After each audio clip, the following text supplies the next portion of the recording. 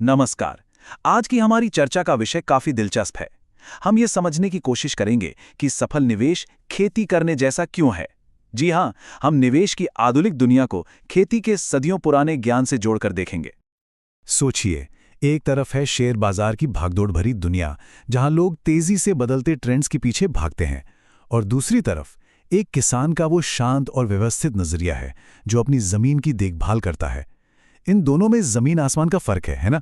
बाजार का शोर हमें तुरंत लाभ का लालच देता है, जबकि खेत का ज्ञान हमें धैर्य और पोषण का पाठ पढ़ाता है। तो यही सवाल हमें आगे ले जाता है। क्या हो अगर कामयाब निवेश फाइनेंस से ज्यादा खेती जैसा हो? सोचिए जरा, ये एक ऐसा सवाल है जो हमारे सोचने का पूरा नजरिया बदल सकता है कि कैसे हम अपने पैसे को बढ़ते हुए देखते हैं। चलिए अब इस आइडिया में थोड़ा और गहरा उतरते हैं।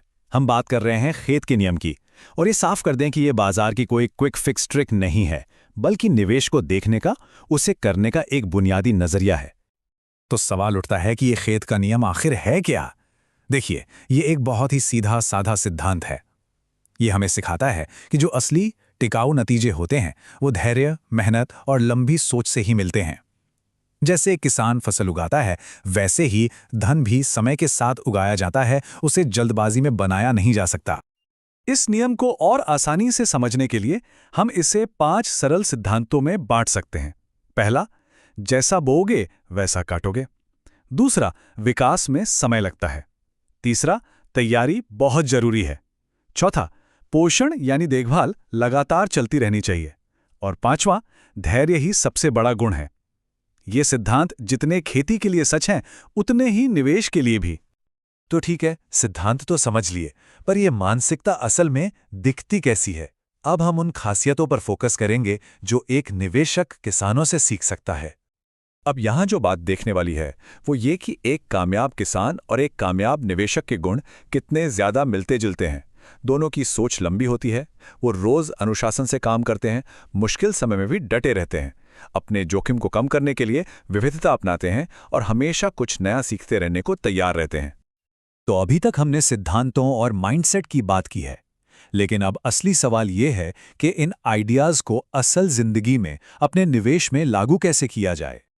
ये टेबल देखिए, ये बहुत ही खूबसूरती से दिखाती है कि कैसे खेती का हर काम सीधे सीधे निवेश की स्ट्रैटेजी में बदल जाता है। जैसे एक किसान अलग अलग फसलें उगाता है, ठीक वैसे ही एक निवेशक को अपना पोर्टफोलियो डाइवर्सिफाई करना चाहिए।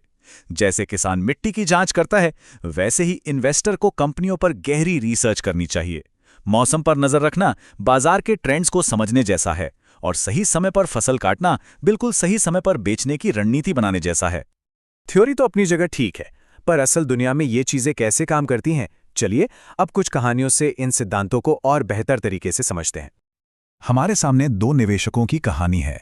एक है राधा कृष्णन, जिन्होंने धैर्य का रास्ता चुना, और दूसरे हैं दीपक वर्मा, जो जल्दी मुनाफा कमाने के पीछे भागे। और नतीजा, दोनों के परिणामों में जमीन आसमान का फर्क था। राधा ने 2008 के बड़े संकट में भी हिम्मत नहीं हारी, वो नियमित रूप से निवेश करती रही, और नतीजा ये हुआ कि उन्हें शानदार लॉन्ग टर्म रिटर्न मिला। वहीं दूसरी तरफ दीपक, वो बाजार के शोर में आ गए, घबरा गए और घाटे में सब बेचकर बाहर निकल गए, जिससे उन्हें बहुत बड़ा नुकसान हुआ।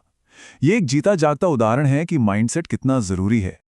और ये कोई अकेली कहानी नहीं। प्रिया शर्मा जैसे और भी सफल निवेशक हैं जिन्होंने डाइवर्सिफिकेशन पर फोकस किया, या फिर अर्जुन पटेल, जिन्होंने हर निवेश से पहले गहरी रिसर्च की।